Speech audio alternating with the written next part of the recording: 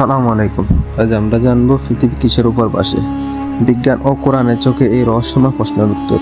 তুমি কি কখনো ভেবে দেখেছ এই বিশাল পৃথিবীটা ঠিক কিসের উপর দাঁড়িয়ে আছে? যেখানে তুমি দাঁড়িয়ে আছো, যে মাটি তুমি ছুঁয়েছ, সেটা শেষমেশ কোথায় গিয়ে ঠেকে, কিংবা তার নিচে কি আছে?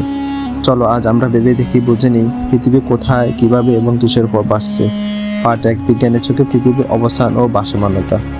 বিজ্ঞান বলে পৃথিবী কোথাও দাঁড়িয়ে নেই, এটি একটি মহাকাশে ভাসমান গোলক যা সূর্যের চারপাশে ঘুরছে প্রায় 30 কিমি সেকেন্ড গতিতে, এবং একই সময় সূর্য নিজেও ছুটে চলেছে মিল্কি ওয়ে গ্যালাক্সির কেন্দ্রের দিকে, এবং গ্যালাক্সিও ভেসে যাচ্ছে এক বিশাল মহাবিশ্বে। অর্থাৎ পৃথিবী শূন্যে ভাসছে, কিন্তু সেটা মাধ্যাকর্ষণের মাধ্যমে সূর্যের দিকে বাধা আছে, যা কোনো স্তম্ভ না কোনো খুঁটি। শুধু মাধ্যাকর্ষণ শক্তি আর গতির ভারসাম্যে আমরা টিকে আছি। পৃথিবীর নিচে আছে শুধু মহাশূন্য, অন্ধকার, ঠান্ডা, নীরব এক শূন্যতা। পার্ট 2, কোরআনের চোখে এক অলৌকিক ইঙ্গিত। কোরআনে বলা হয়েছে আল্লাহ তিনি আকাশমণ্ডলী ও পৃথিবী সৃষ্টি করেছেন। তিনি আকাশে তোমাদের জন্য একটি ছাদ স্থাপন করেছেন, যা কোনো স্তম্ভ ছাড়াই বিদ্যমান। সূরা আর-রদ। আবার বলা হয়েছে তিনি পৃথিবী সৃষ্টি করেছেন এবং আকাশে তার ভারসাম্য স্থাপন করেছেন। সূরা আর-রহমান। এই আয়াতগুলো ইঙ্গিত করে পৃথিবী কোনো জড় বস্তু বা স্তম্ভের উপর দাঁড়িয়ে নেই, বরং এটি এক নির্ভুল ব্যালেন্সে টিকে আছে, যা বোঝার মতো জ্ঞান মানুষ ধীরে ধীরে অর্জন করেছে। 1400 বছর আগে যখন মানুষ ভাবত পৃথিবী কচ্ছপ বা শালের উপর দাঁড়িয়ে আছে, ঠিক তখনই কোরআন বলেছিল পৃথিবী কোনো দৃশ্যমান ব্যক্তির উপর নয়, বরং আকাশ ও পৃথিবী ভারসাম্য আল্লাহর হিকমতের ফল। পার্ট 3, কল্পনা নয় বাস্তবতা।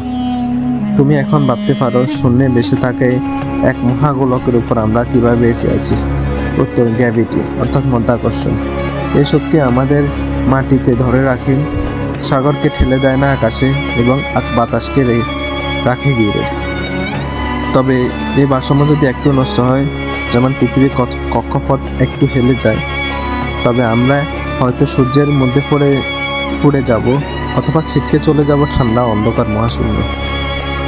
পৃথিবী কোনো দৃশ্যমান কিছুর উপর দাঁড়িয়ে নেই, এটি আল্লাহ সৃষ্টি করা এক ভাসমান অলৌকিক বলয়, যেখানে সবকিছু গতিবেগ, গাঠনিক শক্তি এবং মহাকর্ষণ নিখুঁতভাবে ভারসাম্যে বাধা। বিজ্ঞান আজ যা প্রমাণ করছে, কোরআন তা ইঙ্গিত দিয়েছে বহু আগেই।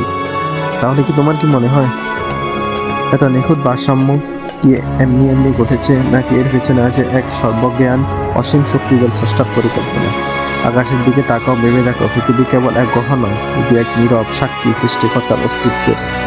এরকম আরও ভিডিও পেতে চাইলে সাবস্ক্রাইব করো আমার চ্যানেলটিতে, কমেন্টে লিখে জানাও পরবর্তী ভিডিওতে তুমি কি জানতে চাও।